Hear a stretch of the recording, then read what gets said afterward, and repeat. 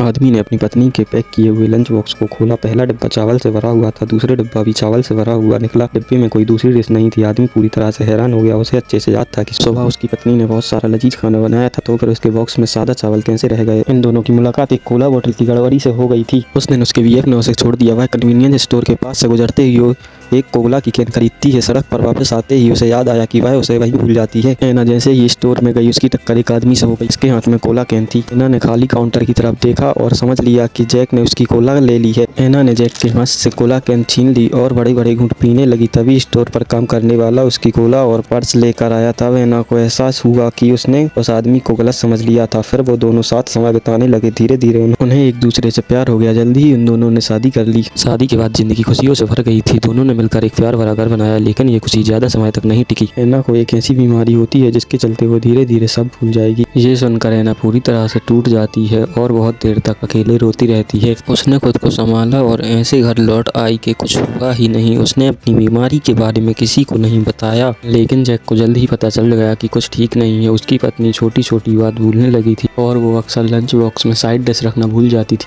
Jack तुरंत hospital गया और उसने डॉक्टर से बात की। तभी उसे ऐना की बीमारी के बारे में पता चला और आंसू रोकते हुए वो ऐना के पास गया और बोला कि अगर वो सब कुछ भूल भी जाए तो कोई बात नहीं। ये सुनकर ऐना को आखिरकार थोड़ी सी शांति मिली।